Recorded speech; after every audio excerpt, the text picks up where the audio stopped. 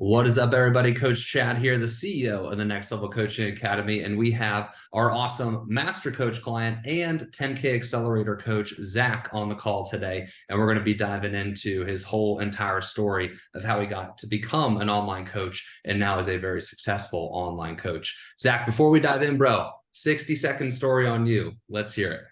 Yeah. Thanks so much for having me. My name's Zach. I am in Southern California area around San Diego. I've been coaching, man, I was doing the PDF and spreadsheet thing with friends all throughout college. And so it's been cool to like formulate into an actual coaching company, but seriously been coaching for the last like 6 months.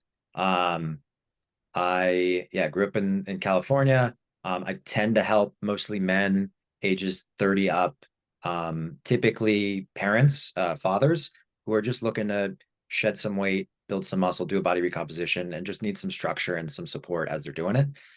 It's been so incredible to watch people grow. And that's, I think, why we all get into it. So feeling very, very lucky to be here because very short time ago, I was not doing this full time. So feeling very, very grateful to be in the seat that I am. Hell yeah, man. This is just a random. I told you this podcast format is all very random. But fathers, why is there a particular reason that you chose fathers, or did that just kind of happen? Yeah, I mean, it depends if we want to go too deep into like what my therapist says or what. uh, no, I think it just kind of morphed into that. I tend to find that the people gravitated towards me were fathers looking to set a good example for their children. And I think growing up, I had a very strict father. And so he taught me a lot of structure, my work ethics from him. So I think somehow I gravitate towards that, helping people build that structure. And I think seeing it done as my father did for me is something that I can pass on to others as well. So Yeah. I mean, I kind of have a therapy story because when I was doing the fitness coaching, fathers was mine as well. right. And my dad has really never been fit in the 28 years that I've been on this earth. And that's definitely a pain point for me. So I don't know if I chose that subconsciously or consciously, but I also too worked with fathers. All right, we won't start into the therapy right away though. So let's go ahead and backtrack. So what we're going to do today for the listeners is we're going to break down your story, man. So let's date back to day one. How did you come to the decision that you were going to become? Did you become an in-person trainer first, or did you dive right into online coaching? No, so it's funny actually. I didn't do in person. Well, I did, but it was more of like training buddies here and there. I really got into like the love of fitness, the love of I did a couple bodybuilding shows. Like I really got into that obsession through, as we're talking about discipline, as we're talking about structure, like it was a good way to pad my life. So, I was working 3 jobs at the time. I was taking care of my siblings and I had, you know, not a lot of time, but what I did want to do is structure that time. So having the ability to meal prep and get really disciplined in the gym and build a program for myself that was more in line with my life at the time, really helped me to get that structure. And from there, people notice, right? You start winning bodybuilding shows and doing whatever. And, I had a bunch of friends in college who were like, well, set me up with a meal plan, set me up with workouts, let's go to the gym. And started to realize how well I did with communicating these things and, helping others just be better, inspiring others. So I think it came from like, I didn't know if I wanted to go down I was pre-med in college and I was going down the medical route. But then things happen, you pivot, and I didn't know if I wanted to go down the like therapist route and become an MFT or something, but I knew I wanted to help inspire people to grow. So that's kind of like the vein I was living in, and fitness tends to be the catalyst or the just the discipline where I get to actually drop that knowledge for people. I love that, man. So, all right, we're going to go back even further. So, you said that you were in the medical field, which I knew. You were in medical sales, yes or no, right? Medical Yeah, sales. I was Okay. doing trauma medical devices. So hips, knees, they call me the foot and ankle specialist, which I don't know if is a good or bad nickname. So, how did we get into that? Was that just like maybe the path your parents carved out for you, or what did that look like? Why did you go down the medical route first? Yeah. So funny enough, now that we were just talking about it, I'm just realizing my dad was an entrepreneur growing up. So he had his own business and he did product placement and special edition for all the cars you see in movies. So like all the James Bond cars, he would actually take them home, put the rockets on them, all that kind of stuff. Let's Um, go. yeah, I have some pretty cool pictures that I can share, but it, so I saw him doing really well doing that. But I noticed that it wasn't as fulfilling. So I wanted to do something fulfilling. Um, Basically, taking a step back, both my parents were diagnosed with cancer when I was little. My dad was sick for about 6 years and passed away. And then my mom got sick right after for about 3 years, and then she passed away. So my whole childhood was in hospitals. I was living at City of Hope, which is a big hospital, cancer hospital in LA. So it really gave me the drive to like, I saw the system was a little broken. I wanted to help. I saw people who really cared, and I thought I could go into oncology and really make a difference for these patients' lives. And so right out of, right out of school, the idea was to jump into medical school and go down that route. But I have two younger siblings. I had to help make money quickly. So I actually got a job right out of school with the same hospital my dad was treated at, doing stem cell transplant outreach for lymphoma and leukemia patients, which was pretty wild to see how you can affect those kids and help them and try to find treatment, like life-saving treatments for them. So it kind of just evolved from there. I was like, okay, this is awesome. I'm getting actual direct patient care. I'm getting to help people. The lifestyle was a little crazy. I was putting 60,000 miles on my car in a Yeah. year. Yeah, yeah. So my training went out the window, and fitness was great. I would work out at hotel gyms and try to figure out how to implement it in my life. So grew that like flexibility rather than the strict approach of like bodybuilding. I got into more of like a flexible hybrid athlete. Um, but I realized I could do more. So I transitioned again into ortho. So got some more training, ended up going into the OR, and I don't know who trusted me around sharp objects, but I was the guy telling the doctors, okay, you're going to use this next, you're going to drill here, you're going to do this. So it was pretty cool to get that like in-depth knowledge without having to go to years and years of medical school. So that's what really pushed me. It was like, again, the ability to help and impact change. Um, and unfortunately, the medical system is not as robust as we hope it is. So I kind of did my 4 or 5 years there and realized it's not as impactful as you'd like to think, and there's a lot of things that need to be fixed. And not one person can't be the agent of change, but where I was at was really not a place where you could instill any change. So yeah, started thinking outside the box, and that's how we got here. Dude, you're getting me jacked up. I feel like there's so many ways that we could take this. I want to take it this direction for a second. So obviously you've had something very traumatic happen in your life, and both of your parents passed away of cancer, which then put a lot of responsibility on you to support, it sounds like your brother and sister, you said, right? Yeah. Um, how was that? And then also transitioning into online coaching, like that decision must have been so hard, right? Because we talk to a lot of individuals who are like, I don't have parental support, I don't have any support, and I'm scared to make a decision to join an online coaching business. You didn't have any parental support. You had to be the parent and support your siblings, but you still went and made the gutsy move to become an entrepreneur. I would love to just like pick your brain, talk me through that thought process. Yeah, I mean, I think it started, the infancy was like during COVID. I started to again pick up training people and showing people workouts and nutrition and sending them PDFs, and then started to get people who were interested in, like, hey, let's have a conversation and see if you can help. And I had no idea what I was doing, but I knew that I could help people. So really was just doing it for free.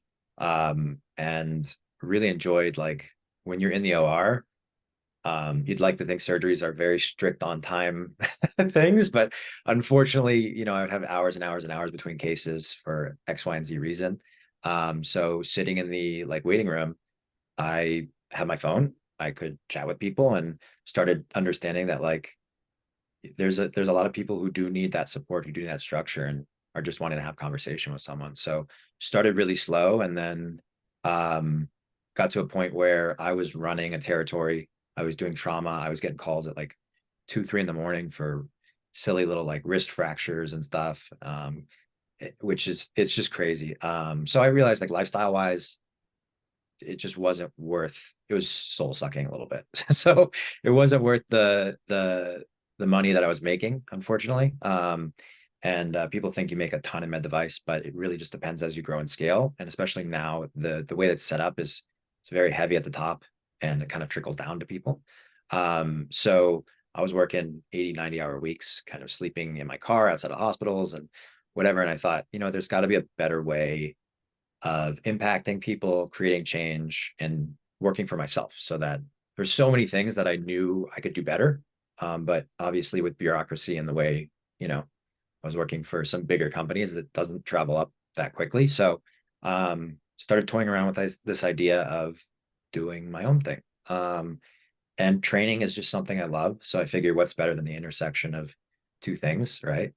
Um, and it kind of just blossomed from there. I realized I needed some help. I invested into the programs and didn't really help at first, until I found a really good one, which I won't mention, but it's on your shirt. And so, uh, yeah, no, NLCA really helped to put some better structure in it. I saw it kind of start to explode. But for me, it became a no-brainer of like, do I work for someone else? And I'm the kind of guy who, like, if I'm going to do it, I'm going to do 150%. My calendar is booked from morning till night. So if I'm going to help people, I want to help people. If I'm going to work for someone's company, I want to work for someone's company. So I was like, what better way than to do it for myself? Start building a culture, start building an actual community, and um, so yeah, that's kind of the decision that I made to go into entrepreneurship, and Were from you, yeah, go sorry, for it. really quick, were you still being the parent for your brother and sister at that point? So it um kind of, my sister ended up getting adopted by a family friend.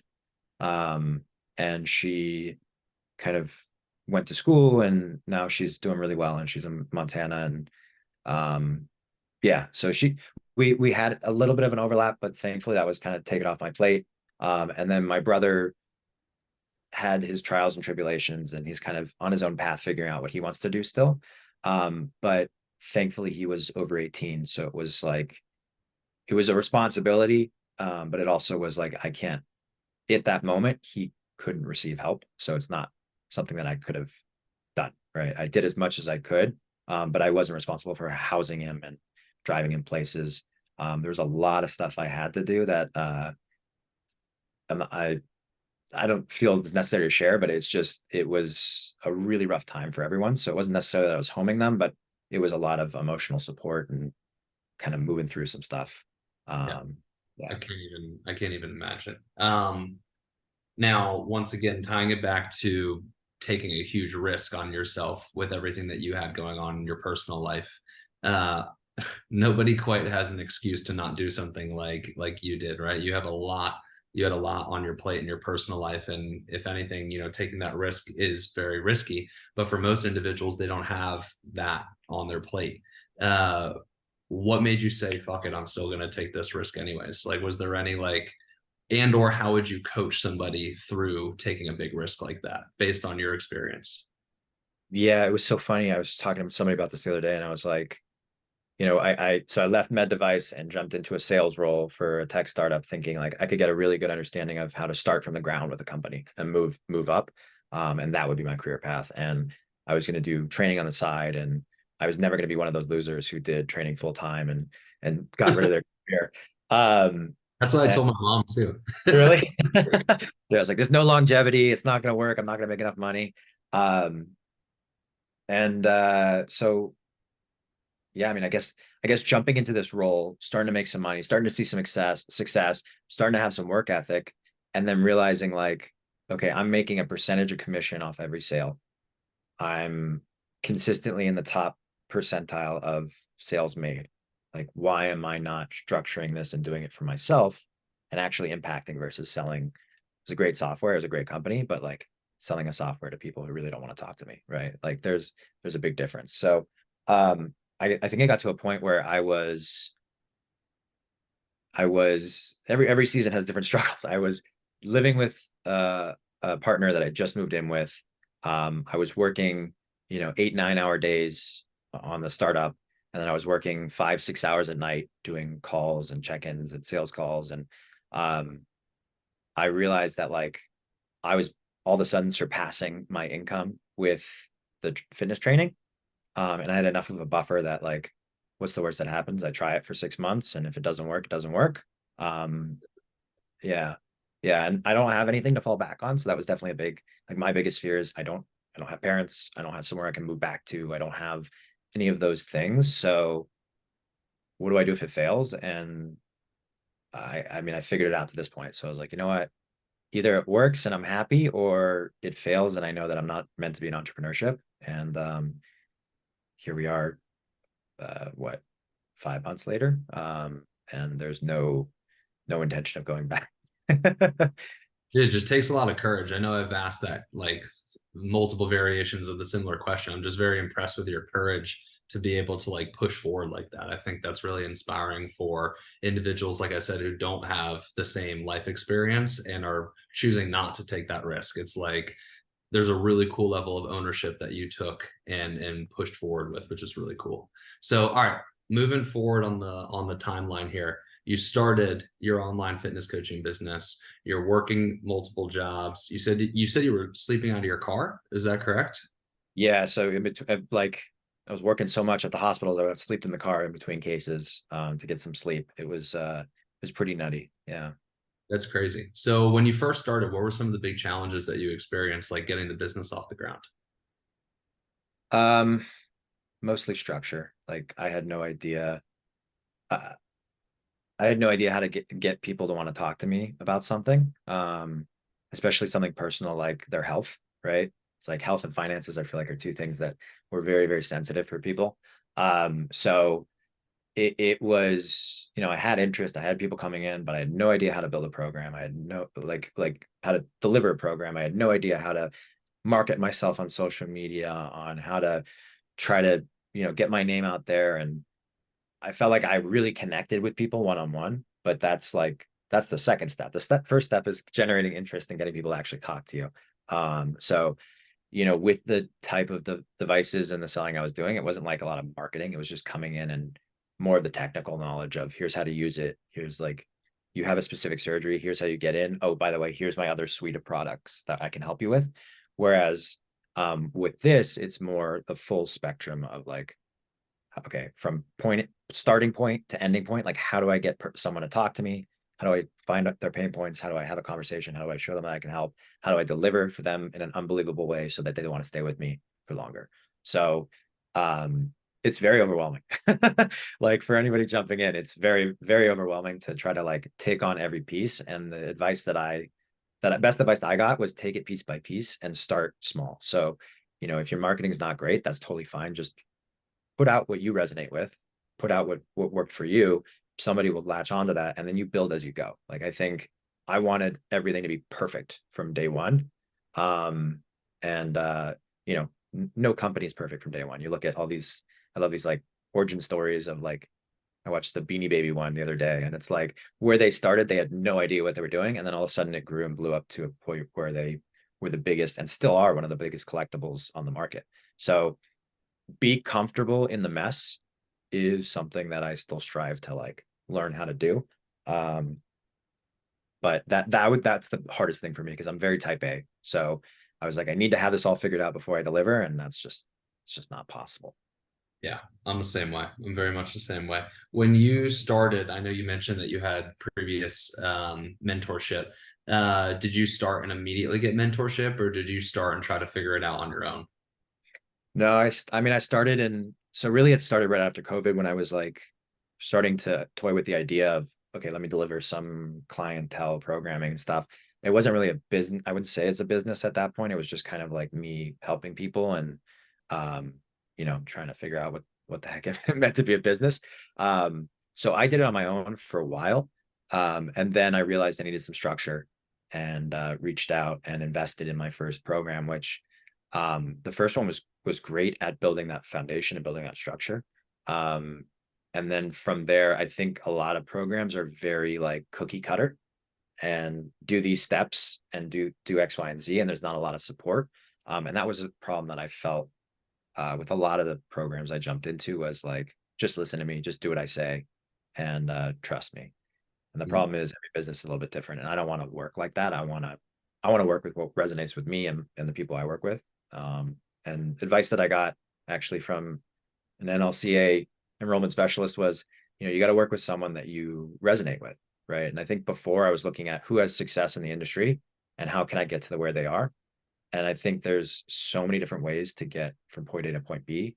If you resonate with the way that they're doing it, it's a lot easier for you to jump in and really take it full stride rather than like, okay, this guy says I have to run a VSL. I'm going to put out some BS VSL and hope that it does well. Right. Yep. So that I would say the mentorship started kind of like midway through the journey. And then I did like 3 or 4 in a row that I picked things from them, but they never really helped me grow the way that I've kind of seen in the last couple of months. Yeah, it's funny that you mentioned that because even the bad mentors that I've had, I've even learned at least one thing from their mentorship. But cookie cutter. So it sounds like the resonating with the coach is an important part of not going with the cookie cutter program. But is there anything that you would say to the listener on how to identify like what is a cookie cutter business program versus what is not? Yeah, I think it's tough because there are certain things like setting up your tax information and setting up your payment information and setting up like those things need to be the systems need to be set up. And I love that stuff. Like I really that gets me jazzed to see systems in place and More systems. for you then.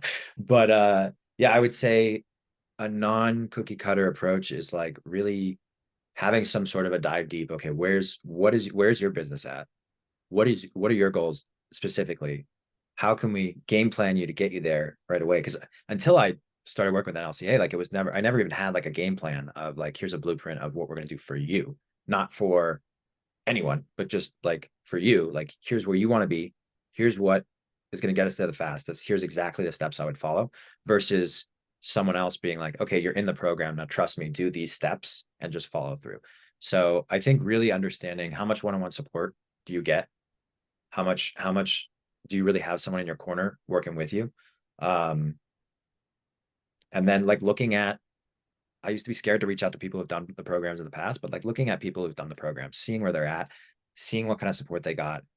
Because there's a lot of people who it's funny, I'm in testimonials for a previous company. And so they filter some, I get some requests and I give them my honest opinion, like, hey, they did a really good job setting me up for success with my systems, but with X, Y, and Z, I never hit my stride. I was never able to get to that place. So having those conversations is really, really helpful. Yeah, it sounds to me like the sales process is really important. Like making sure that all those things are checked off in the sales process, that you're going to get the custom game plan, that you actually can see what this is all about, that they offer for you to talk to previous students, things of that nature, are important checkpoints when an individual is looking for a business coach. Other direction. We're going back to your story now. All right. So you talked about the perfectionism piece, and I think this would be helpful for the listener as well. Do you still struggle with this, Yeah. or is this more a problem that is manageable for you now?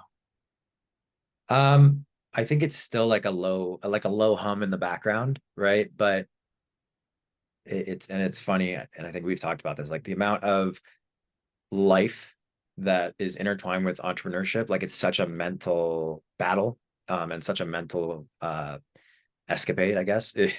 um, but I've learned that taking action and doing is gonna give you either a mistake or a result. And even if you get the mistake, you can pivot from that and create another action, which is you're gonna get closer and closer to that final result. So the paralysis by analysis, I think is huge. And that's something I have definitely worked on through the course. I'm a lot more act first than I used to be. Um, so yeah, I guess to answer your question, there's always that little voice in the back of my head that's like, it's not good enough, it's not perfect enough, or it's not X, Y, and Z. But I think the faster you can get into like going, jumping, doing, the more momentum you'll build, the more you'll see, and really the less likely you are to like stop. Yeah, I think with perfectionism, people just have like the point of analysis wrong, right? A perfectionist is doing their analysis before the doing, but really, if they could just take the analysis part and move it to after the doing, like you mentioned, you're going to get a result, but it's analyzing the result then, and then from there, changing your behavior moving forward, right? Because if it didn't go out well, and you can analyze why it didn't go well, you can then could apply that to the next time. And if it did go well, you can analyze why it went well. So it's not bad to be analytical. It's just when are you being analytical? And it's the best time to be analytical after you take action. So that's awesome. That's a good nugget. All right. So you joined this other mentorship program. You got the structure set up. They didn't help out with some other aspects.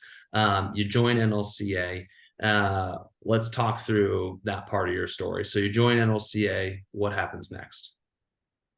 Yeah, I mean, I was pretty reluctant after my last experience. So I Okay, did, so you had some hesitancy coming in. I did. And it's so Okay. funny. I Wait, was wait, just, wait. What yeah. broke what broke that barrier?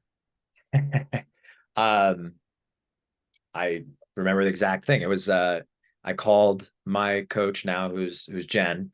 Yep. Um, she was on a boat in like in the Cabo area on vacation. And she took a call with me, and I know you guys set this up. I think you did a great job, but she was a PA in the orthopedic field. She was in medicine. And I literally like just remembered feeling like these are my people. Like I hear what she's gone through. I hear how she's done it. I can do it. If she says she can do it, I can definitely do it too. And just the way she broke it down for me, that was like, okay, I got to jump in because I've never had that like I said before, like I've never had that experience where somebody let me speak to someone and let me kind of jump down that rabbit hole. So she was just very honest and transparent, and that was super helpful. And then was very direct, and that was something I needed too. So I'm a very emotional human being. I'm an emotional man. So anybody in sales out there, don't listen to this, but I typically buy things I don't need based off emotion, and that was something that I really worked on. I probably wouldn't have done some of the other courses if I was as kind of more analytical as I am now. So getting on the call with NLCA, I was shopping around with like 4 or 5 other coaching companies, and just the attention to detail, the resonation I had with the the mission and what you guys are doing, on top of the fact that like I knew I was going to get one-on-one support with someone who's done it, someone who's been pretty much in my shoes. I knew if I had a chance of making this work, this was the right place to be. Yeah. Helps that Jen's a rock star too. Does not. Yeah. Yeah, the fact that she has made $160,000 in a month is like in fitness coaching is absolutely insane. But you joined NLCA. We now know that there was some hesitancy. That's what overcame the hesitancy. What happened after you joined NLCA? Yeah. I mean, I think I didn't jump in both feet ahead. I still had some like trepidation when I joined. And I think it's just like a warming up period. So I started to follow what, we got into a game planning call. I told Jen, I was like, hey, I need you to be direct. I need you to be like, I am willing to work my butt off, and I'm She's good working. at Yeah. I was like, just tell me what to do and I'll do it. And I did it. And yeah, I mean, I signed up for 6 months at first, then I re-signed for a year. And it hasn't even been the full 6 months. So yeah, I left my job in May. I traveled around for a wedding in Israel, and then in Greece for that first month in June. And then July I got to work. And I've 3 to 4x my revenue in 3 or 4 months. Yeah, it's been wild. Granted, that comes with extra work, but then I'm getting to the point where it's starting to build from there too. So building a team, creating that atmosphere, creating the uh I love the environment, like making sure people feel welcome, warm, and happy and excited to be there every single day. So I think every stage is a little different. I went and got the first stage kind of slowly built out, and phase one is almost complete. And now I'm looking to kind of keep growing and scaling into phase two, phase three. But yeah, it was probably month 1 or month 1.5 when I was like, okay, I got to jump in both feet ahead, because I've only given half of it.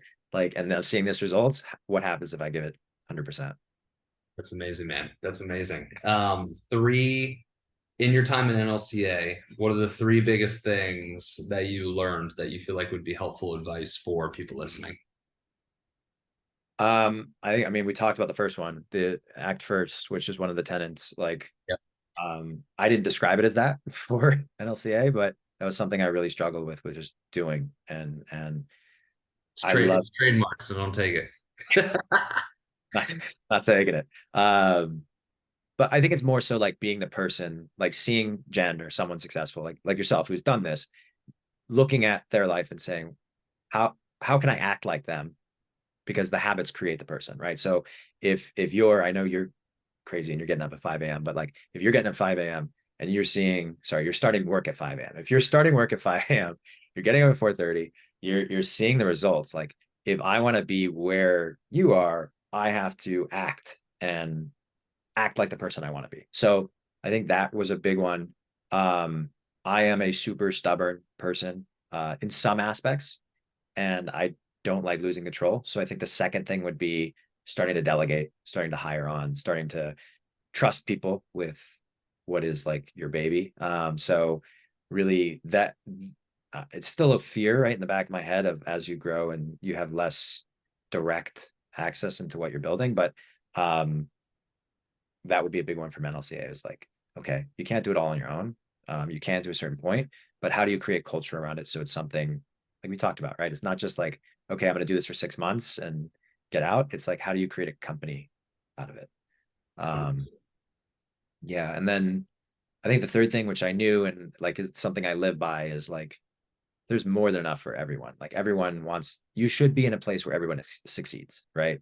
If if my clients are doing better, that means I'm doing my job better. So everyone should be leveling up.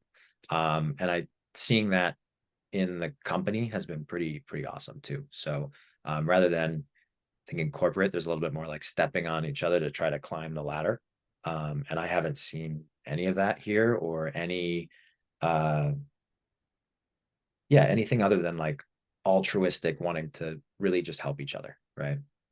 Go, man. Let's go. That makes me happy. So, the big three things that you've taken away so far. I love how it's not like specific business strategy. I know there's a shit ton of business strategy that you've learned, but it's just kind of interesting to note that a lot of the things that you mentioned are mindset and characteristics that lead to success, right? Like you said, act first, taking initiative, modeling behavior off of people who are more successful than you, delegating and creating culture, and thinking in terms of abundance were the notes that I wrote down here. So that's awesome, man. It always comes back to the basics. All right, we are wrapping up. I feel like there's so many different directions that we can go, and we'll probably have to do a part two. But we'll close it out here. I think this was a great podcast. Before we do, though, where can people find you? Where should they follow you? Yeah, so I'm on Instagram as my first name underscore last name, so Zach underscore Ferber. My company is Ferber Fitness, and we have the patented peak physique method. So yeah, if That's you're trademark, right? I can't take that. I, I haven't trademarked that one yet, but I'll have to get on it. Yeah, if you're wanting to really better your life and be with some awesome men who are doing it the same thing, like we can all level up together, and that's really what I'm about. So you can find me there, and then yeah, I mean, if you go on Google, you can find my business cell phone. I'm never the one thing I do love about sharing my story is I connect with others who have experienced this and who have gone through things. And I think the biggest thing that I want to relate to people is you're not alone. Um, it can be a very lonely feeling world out there, and just know that you have people. I mean, reach out to me, text me if you've gone through loss or you're dealing with grief, and I'm happy to support you. I know a ton of people who have done that, and it's great to create those connections of someone who's dealt with stuff. So yeah, you're not alone. You can always reach out to me via Instagram, or like I said, my business cell is on Google. Just type in, my name and you should pop up. But yeah, I really appreciate you having me on the podcast too, and for all you're doing for your people. Appreciate it. And yeah, looking forward to what's next. Yeah, man. Thank you. And thank you for getting vulnerable today. I know that's obviously not easy to talk about. And I'm just going to give you a quick shout out. Zach's awesome. I've met him in person. He's got great energy. He truly is exactly how he sounds on the podcast. He is who he is. And he's also a great follow. So if you are an individual that is a coach and you're looking for somebody to model, Zach has really great content. So would highly recommend that you give him a follow, even if it is just checking out how he does things as a coach as well. So if you guys enjoyed this podcast, screenshot it up. If you're listening on Spotify or iTunes, make sure you tag Zach, tag myself, so we can give it a repost and we can thank you for listening as well. Thank you guys, and I'll see you in the next one.